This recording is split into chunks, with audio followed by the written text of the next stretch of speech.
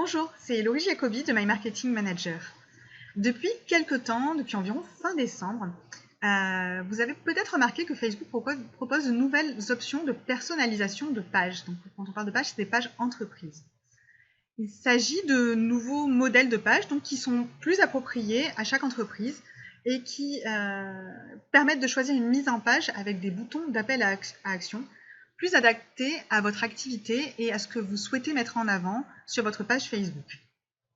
C'est vrai que c'est un peu surprenant parce que parfois, maintenant, il faut scroller beaucoup en bas de l'écran pour atteindre les publications, mais ceci va dépendre de l'information que chaque page d'entreprise, donc chaque société, aura mis en haut de sa page Facebook. Et donc cette hiérarchisation fait partie des nouveautés des modèles de page de Facebook. Pour modifier votre modèle de page, comment est-ce que vous pouvez faire? Alors c'est très simple, on va partir de la page de My Marketing Manager qui pour l'instant est un modèle standard et on va évoluer vers un nouveau modèle de page. Donc vous allez dans Paramètres et ensuite vous avez ici Modifier la page, donc en haut à gauche. Donc vous voyez que nous sommes dans un modèle de page standard. Pour le modifier, il suffit de cliquer sur Modifier. Et vous voyez apparaître les différents modèles de page. Donc, en tout premier, celui que vous avez actuellement, donc ici, dans notre cas, un modèle standard. Vous avez d'autres modèles. Donc, le modèle entreprise qui donc a été conçu pour vous aider à gérer votre entreprise, avec des conseils pour publier notamment des offres d'emploi et des offres spéciales. Vous avez également le modèle service.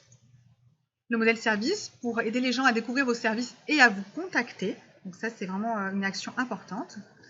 Vous avez le modèle shopping, si vous vendez en ligne notamment, qui vous permet de présenter vos produits et qui vous permet aux gens, aux visiteurs, de les acheter facilement en ligne. Vous avez également la page lieu. Donc ça, c'est vraiment pour mettre l'accent sur des informations pratiques pour venir visiter votre lieu. Donc ça peut être un lieu public ou un lieu privé. Ça peut être par exemple un musée, je ne sais pas. Mais ça peut aussi donner des informations sur les événements à venir. Attention parce qu'un lieu, ce n'est pas un restaurant à café puisque les restaurants à café ont un modèle de page dédié. Ici, pour mettre l'accent notamment sur les photos, les informations importantes sur votre menu, vos horaires et le lieu en lui-même. Et vous avez également une page pour tout ce qui est, on va dire, politicien, c'est ce qu'ils ont appelé politicien. Donc ça, c'est pour aider à atteindre les soutiens et diffuser les messages. Voilà. Dans le cas de My Marketing Manager, ce qui se prêterait le mieux, ce serait le modèle de page service. Voilà. Donc nous sommes d'accord pour appliquer le modèle. Donc appliquer le modèle. OK. Et c'est parti. Donc vous voyez qu'ici, il y a utiliser l'onglet par défaut qui est activé. Donc ce qui veut dire que par défaut, tous ces onglets sont activés. Après, est-ce que vous avez vraiment besoin de tous ces onglets ou pas? À vous de juger. Il vous est totalement possible de désactiver chaque onglet par onglet, en fonction de ce que vous souhaitez activer ou non. Donc, par exemple, si je veux désactiver Pinterest, il me suffit de cliquer dessus et de désactiver Pinterest, tout simplement. Donc, par défaut, pour l'instant, je vais tout garder activé. Mais libre à vous de sélectionner les onglets que vous souhaitez laisser activés ou non. Libre à vous également, et c'est là la force de la personnalisation des pages Facebook, de trier l'information et de la hiérarchiser dans l'ordre que vous souhaitez dans lequel vous souhaitez qu'elle apparaisse sur votre page Facebook. Donc si en priorité vous souhaitez que vos visiteurs aient un avis, donc sur les avis, vous mettez avis en premier, photos, services. Voilà, donc moi dans mon cas, je préférais qu'ils accèdent aux services, ensuite aux vidéos. C'est vraiment pour faire un exemple.